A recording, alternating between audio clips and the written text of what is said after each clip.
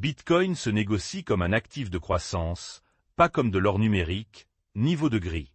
Une nouvelle étude en niveau de gris montre que le comportement des prix du Bitcoin est de plus en plus lié aux actions, en particulier aux actions de logiciels, ce qui remet en question son discours de longue date en matière de valeur refuge à court terme. La Banque centrale du Royaume-Uni fait appel à des entreprises pour tester des éléments de l'infrastructure de règlement par grands livres distribués. Le projet pilote de 6 mois de la Banque centrale rassemble des fournisseurs d'infrastructures de marché, des banques et des sociétés Web3 pour évaluer comment les principaux marchés britanniques pourraient évoluer en chaîne. Ledger ajoute l'intégration OKX-DEX pour les échanges de jetons sur l'appareil. L'intégration permet aux utilisateurs de Ledger d'exécuter des échanges de jetons multichaînes directement à partir de l'application Wallet, tout en conservant la garde matérielle. State Street prévient que le dollar pourrait chuter de 10% si la Fed réduit ses réductions plus que prévu. State Street affirme que le dollar américain pourrait tomber à son plus bas niveau depuis plusieurs années si la Fed réduisait ses taux de manière plus agressive, un scénario qui pourrait déplacer les capitaux vers le Bitcoin et les actifs à risque. SBF demande un nouveau procès pour fraude FTX, citant de nouveaux témoignages. Sam Bankman-Fried a demandé à une commission d'appel fédérale un nouveau procès dans l'affaire de fraude FTX, arguant que de nouveaux témoignages pourraient affaiblir l'affaire qui a conduit à sa peine de 25 ans. Le mineur de crypto Canaan coule de 7% malgré le meilleur trimestre en 3 ans. La chute de Canaan mardi a fait chuter le cours de son action à 56 cents, encore plus loin du $1 qu'elle doit récupérer d'ici juillet pour éviter une éventuelle radiation du Nasdaq. Robinhood lance le testnet Ethereum couche 2 pour les actifs tokenisés. Robinhood teste sa propre couche 2 Ethereum basée sur Arbitrum, approfondissant ainsi sa présence dans les actions tokenisées et l'infrastructure défie aux côtés d'autres bourses majeures. L'ancien chef de SafeMoon condamné à 8 ans de prison pour fraude d'investisseurs de 9 millions de dollars. L'ancien directeur de la technologie de SafeMoon, Thomas Smith, a également plaidé coupable et attend sa condamnation. Le co-conspirateur présumé Kyle Nagy est toujours en liberté. Layer Zero dévoile la chaîne Zero, avec le soutien de Citadel et ARK. Zero devrait être lancé à l'automne 2026 et Layer Zero Lab affirme pouvoir évoluer jusqu'à 2 millions de transactions par seconde en exploitant des preuves sans connaissance et Jolt. Les bénéfices de Robinhood au 4e trimestre manquent alors que les revenus de la cryptographie diminuent. Les actions de Robinhood ont chuté de près de 8% après les heures d'ouverture, car les revenus records de la plateforme au 4e trimestre n'étaient pas suffisants pour satisfaire les prévisions des analystes.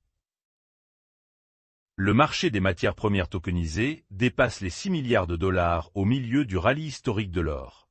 Tether Gold et PAX Gold, cotés à Paxos, représentent plus de 95% du marché des matières premières tokenisées, qui dépasse désormais les actions et les fonds tokenisés.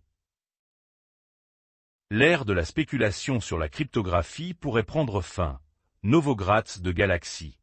Le PDG de Galaxy, Mike Novogratz, affirme que la réputation à haut risque et à haute récompense de la crypto pourrait être remplacée par des rendements plus faibles et plus stables apportés par la tokenisation des actifs du monde réel. Le projet de loi sur la cryptographie de la Maison-Blanche parle de « productif », mais pas encore d'accord.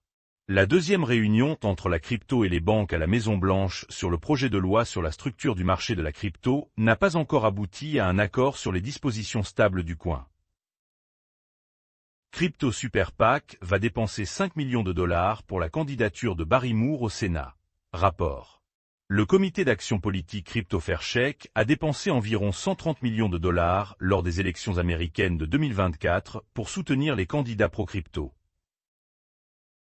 La nouvelle suite de prêts de Spark teste l'appétit des institutions pour les pièces stables en chaîne.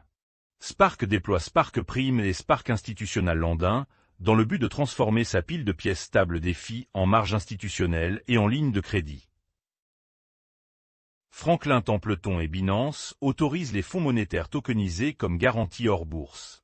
Franklin Templeton permet aux institutions de donner en garantie des actions de fonds du marché monétaire tokenisé comme garantie pour les transactions sur Binance, tout en conservant les actifs du fonds en garde hors bourse. Les ETF spot Bitcoin ajoutent 167 millions de dollars et effacent presque les sorties de la semaine dernière.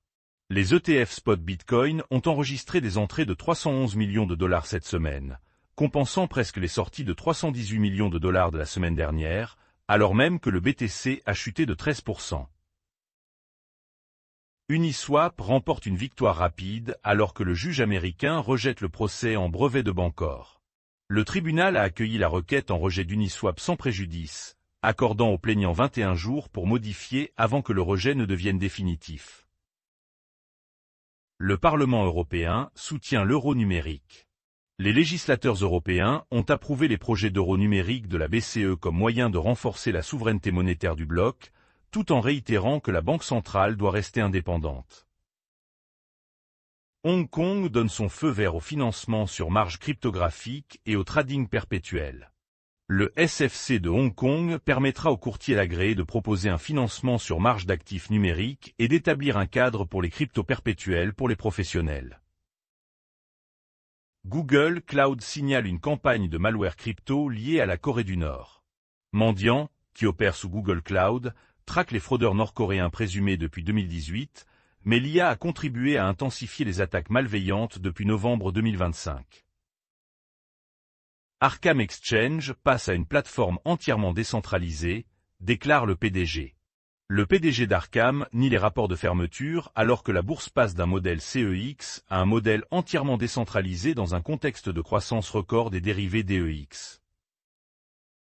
Lombard cherche à lier la garde institutionnelle à la finance en chaîne.